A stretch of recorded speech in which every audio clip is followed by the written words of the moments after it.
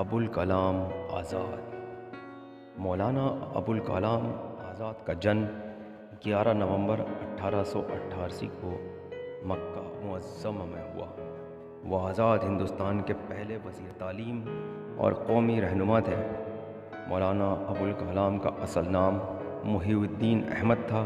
ان کے والد بزرگوار محمد خیر الدین انہیں فیروز بخت کہہ کر پکارا کرتے تھے۔ 1857 کی جنگ آزادی میں آزاد کے والد کو ہندوستان سے ہجرت کرنی پڑی۔ وہ کئی سال عرب میں رہے۔ میں ہوں آپ کا دوست محمد ناصر اور آپ دیکھ رہے ہیں چینل گلدستہ معلومات۔ مولانا کا بچپن مکہ اور مدینہ میں گزرا۔ ابتدائی تعلیم والد صاحب سے حاصل کی، پھر مصر جامعہ الازہر چلے گئے۔ 14 سال کی عمر میں علوم مشرقی کا تمام نصاب مکمل کر لیا۔ مولانا کی ذہنی صلاحیتوں کا اندازہ اس سے ہوتا ہے کہ انہوں نے 15 سال کی عمر میں ماہوار جریدہ لسان الصدق جاری کیا، جس کی مولانا الطاف حسین حالی نے بڑی تعریف کی۔ 1914 میں الہلال نکالا۔ یہ اپنی طرز کا پہلا پرچہ تھا۔ ترقی پسند سیاسی تخیلات اور عقل پر پوری اترنے والی مذہبی ہدایت کا گہوارہ اور بلند پایا سنجیدہ ادب کا نمونہ تھا۔ مولانا بیک وقت عمدہ انشا برداز، جادو بیان خطیب، بے مثال صحافی اور ایک بہترین مفسر تھے۔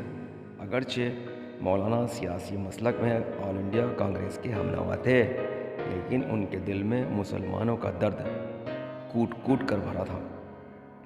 یہی وجہ ہے کہ تقسیم کے بعد جب علی گڑھ مسلم یونیورسٹی کے وقار کو صدمہ پہنچنے کا اندیشہ ہوا تو مولانا آگے بڑھے اور اس کے وقار کو ٹھیس پہنچنے سے بچایا۔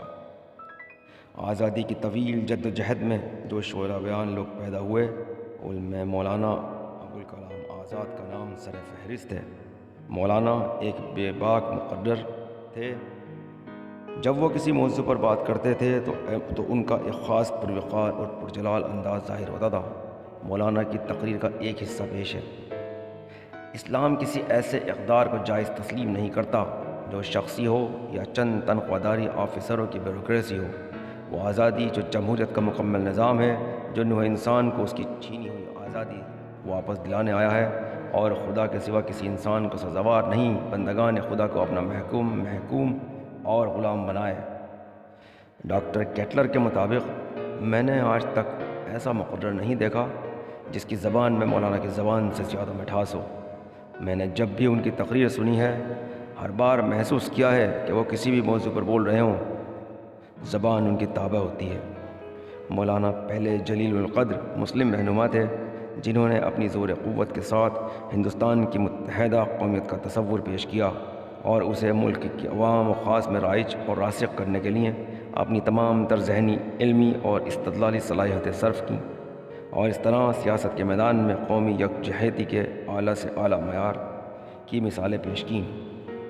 مولانا کے کارناموں میں غبار خاطر کو ایک امتیازی مقام حاصل ہے۔ غبار خاطر مولانا کے ان خطوط کا مجموعہ ہے جو انہوں نے دوسری جنگ عظیم کی نظر بندی کے دوران مولانا حبیب الرحمن چروانی کو لکھے۔ اس وقت مولانا احمد نگر کے قلعے میں قید تھے۔ غبار خاطر میں جو خطوط شامل ہیں وہ خطوط نہیں بلکہ مختلف موضوع پر انشائیہ ہیں۔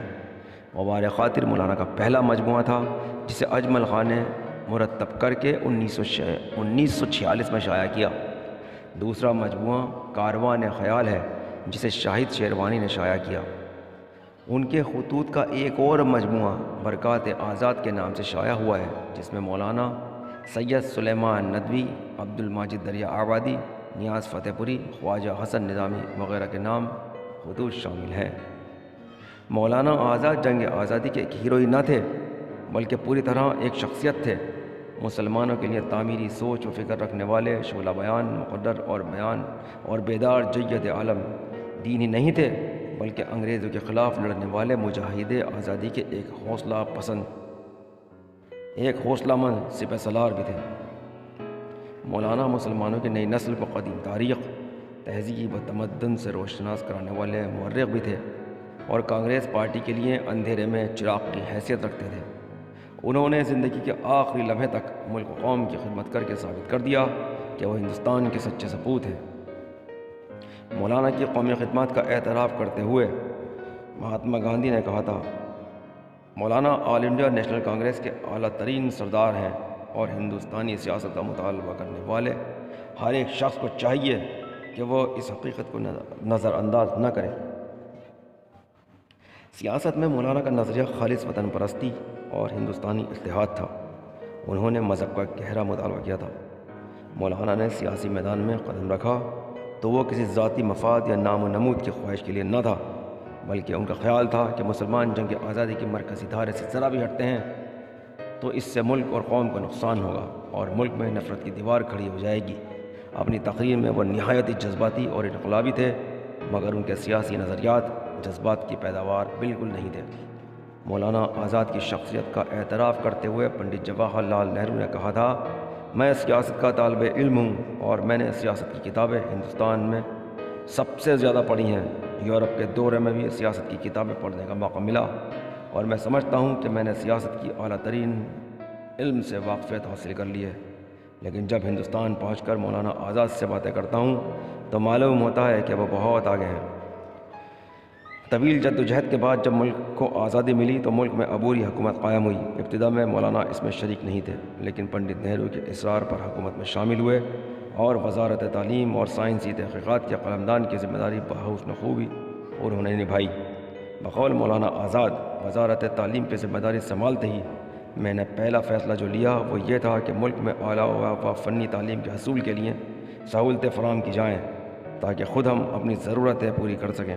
میں اس دن کا منتظر ہوں جب ہندوستان میں باہر سے لوگ آ کے سائنس اور فنی تعلیم و تربیت کا علم حاصل کریں گے۔ ان مقاصد کی تکمیل کے لیے مولانا نے کئی اہم اور ٹھوس اقدام اٹھائے اور کئی اداروں کا قیام عمل میں لائے۔